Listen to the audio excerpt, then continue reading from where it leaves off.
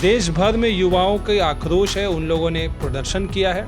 Armed forces को join करना एक फख्र के तौर पे युवा देखते हैं। युवा अपने देश के लिए जान देने के लिए तैयार हो जाएंगे। उनके रिप्रेजेंटेटिव को लिया जाए, एक एक्सपर्ट कमेटी बनाया जाए, उस कमेटी में इनका इनपुट लिया जाए। और उनका बेटा कहाँ पढ़ रहा है, उनका बेटा क्या कर रहा है, ज़रा पूछिए तो। अपने बेटे को क्यों नहीं भेज देते हैं ये नेता? वॉलंटरी जॉब है, कंपलसरी। मैं तो कहता हूँ कंपलसरी कीजिए। दूसरे मुल्क में कंपलसरी है सर्विस देना आर्मी में।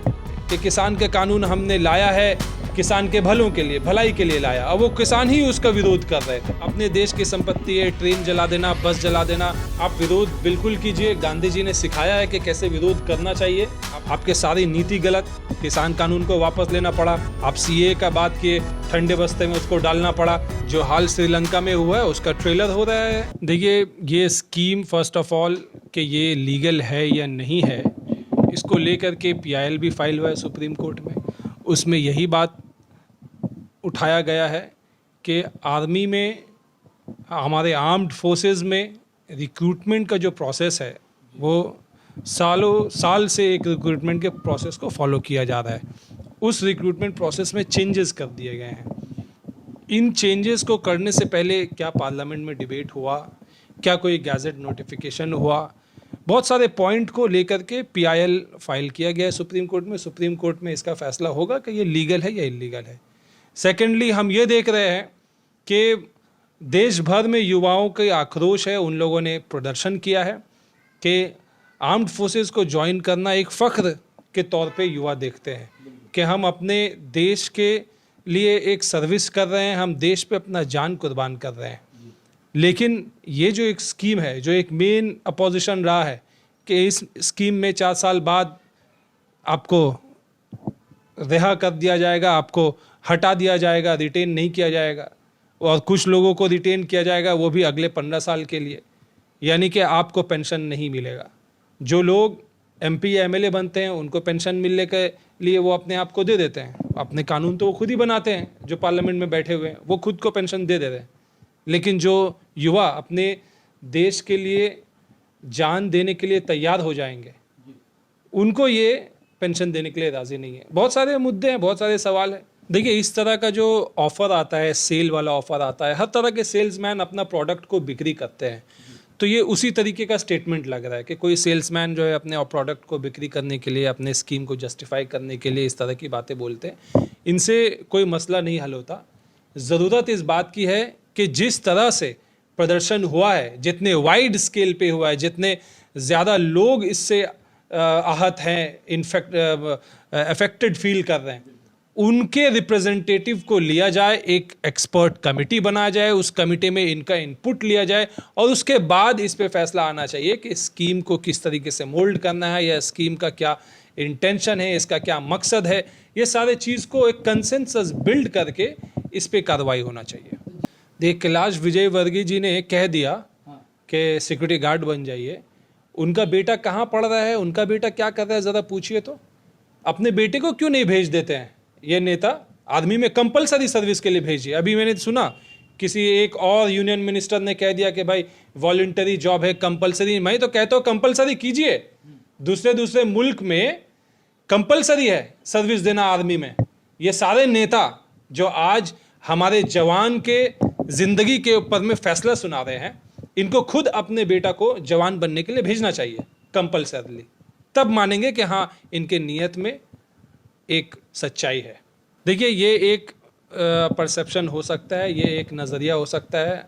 ममता बनर्जी ने भी स्टेटमेंट दिया था कि ये आरएसएस का एक ऑल्टरनेट फौज बनाया जा रहा है, ये काडर बनाया जा रहा है। हमने देखा है कि बंगाल के इलेक्शन में लगातार सेंट्रल फोर्सेस के ख़िलाफ़ केसेस, कंप्लेंट पे कंप्लेंट फाइल किया गया था इलेक्शन कमीशन में तृणमूल पार्टी के लीडरदान द्वारा। तो यहाँ पे ख़ास तौर पे बंगाल में एक टफल दिखता है, जहाँ पे जो नॉन बीजेपी स्टेट गवर्नमेंट है वहाँ पे central forces versus state government forces, ये एक टसल दिखता है। तो इस तरह के चीज़ों को सबसे पहली बात यह है कि भाई कंसल्टेशन होना चाहिए। अपोजिशन कि अपोजिशन भी तो गवर्नमेंट का हिस्सा है, वो पार्लियामेंट में वो बैठते हैं, असेंबली में भी वो बैठते हैं। सरकार को चाहिए कि सारे लोगों को लेकर एक ऑल पार्टी मीटिंग तो करके, जिस तरीके से वो जिद पे थे किसान मुद्दा पे कि किसान के कानून हमने लाया है किसान के भलों के लिए, भलाई के लिए लाया, अब वो किसान ही उसका विरोध कर रहे थे, आखिरकार उनको अपना कानून वापस लेना पड़ा। आज फिर से वही सिचुएशन में लाके खड़ा कर दिए। हम युवाओं के बेहतरी के लिए ला रहे हैं, युवा ही उसका विरोध कर रहे हैं, तो आप उनको कंसल्ट कीजिए। अल्टीमेटली जैसा किसान कानून वापस लेना पड़ा, कहीं ऐसा ना हो कि आपको ये स्कीम भी वापस लेना पड़े।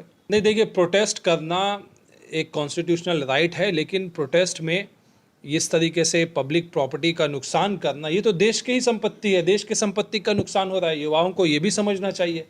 आप शांतिपूर्वक तरीके से आप विरोध बिल्कुल कीजिए। गांधी जी ने सिखाया है कि कैसे विरोध करना चाहिए, आप उस रास्ते पे जाइए। अपने देश की संपत्ति है, ट्रेन जला देना, बस जला देना, सड़कें तोड़ देना, सड़कों का स्ट्रीट लाइट्स तोड़ देना, ये नहीं होना चाहिए। और इसीलिए ज़रूरत है कि संजीदगी से सरकार इस मामले को हैंडल करे।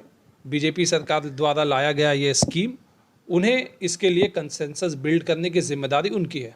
नहीं, ये अपने फॉल्ट पे पर्दा डालने वाला काम है कि विपक्ष के लोग भड़का रहे हैं।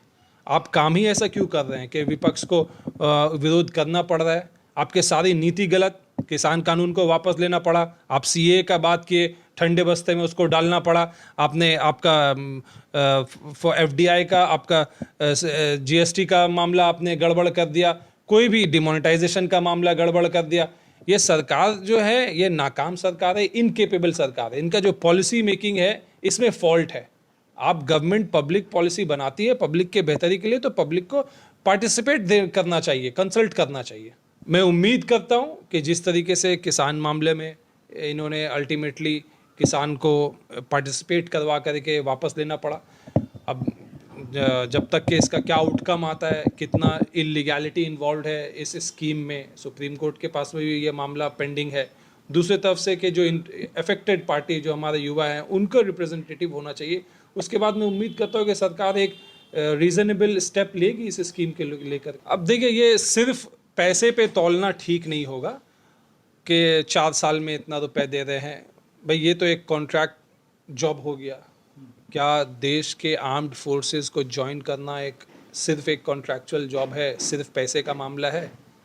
इस बारे में संजीदगी से सरकार को सोचना चाहिए। सरकार को मानेंगे, जो हाल श्रीलंका में हुआ है उसका ट्रेलर हो रहा है हिंदुस्तान में, बहुत गलत है। सरकार को इस पे संजीदगी से सोचना चाहिए और सही एक्शन लेना चाहिए। सरकार में हमारे प्रधानमंत्री, इतना प्रॉपर्टी जल गया, लेकिन आज तक प्रधानमंत्री का एक डायरेक्ट एक प्रेस कॉन्फ्रेंस नहीं हुआ, एक डायरेक्ट कुछ स्टेटमेंट इस मुद्दे पे नहीं हो रहा है।